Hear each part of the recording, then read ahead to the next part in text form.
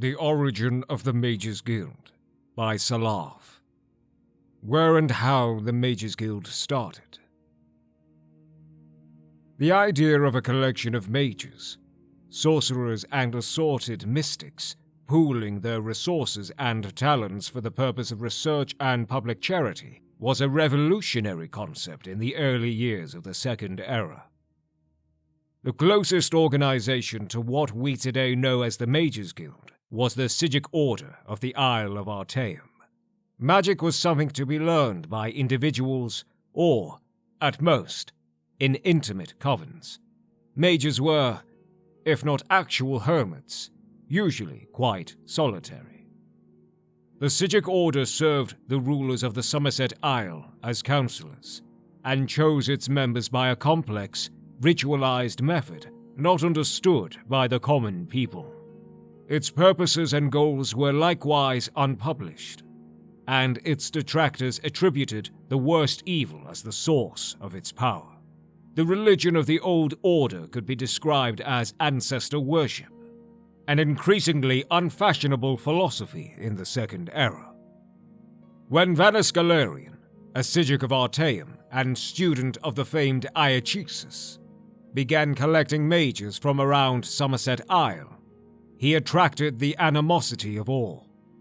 He was operating out of First Hold, and there was a common, and not entirely unsensible, attitude that magical experiments should be conducted only in unpopulated areas. Even more shocking, Galerian proposed to make magical items, potions, and even spells available to any member of the general public who could pay. No longer was magic to be limited either to the aristocracy or intelligentsia. Galerian was brought before Iachesis and the King of Firsthold, Rilis XII, and made to state the intentions of the guild he was forming. The fact that Galerian's speech to Rilis and Iachesis was not recorded for posterity is a tragedy, though it does allow the opportunity for historians to amuse one another with lies and persuasions Galerian might have used to found the ubiquitous organization. The charter was approved. Almost immediately after the guild was formed, the question of security had to be answered. The Isle of Artaeum did not have to have a force of arms to shield it from invaders interested in stealing its treasures. When the Psijic Order does not wish someone to land on the island and all on it become insubstantial. The new Mages Guild had to hire guards. Galerian soon discovered what nobles have known for thousands of years. Money alone does not buy loyalty. The Knightly Order of the Lamp was formed the following year. Like a tree from an acorn, the Mages Guild grew branches all over Summerset Isle and then to the mainland of Tamriel.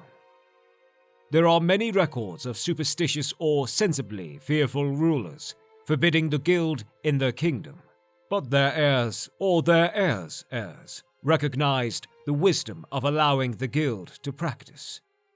The Mages Guild was a powerful force in Tamriel, a dangerous foe if a somewhat disinterested ally. There have been only a few rare incidents of the Mages Guild actually becoming involved in local political struggles. On these occasions, the guild's participation has been the ultimate decider in the conflict. By tradition begun by Vanus Galerian, the Mages Guild as a singular institution is presided over by a council of 6 archmagisters. Each guild location is run by a guild magister, assisted by a council of 2, the Master of Incunabula and the Master of Arms. The Master of Incunabula presides over a council of an additional 2 mages, the Master of Academia and the Master of the Scry.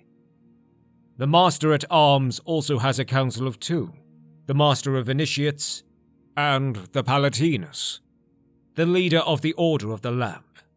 One need not be a member of the Mages Guild to know that this carefully constructed order is often nothing more than an illusion. As Vanus Galerian himself said bitterly, leaving Tamriel to travel to other lands. The guild has become nothing more than an intricate morass of political infighting.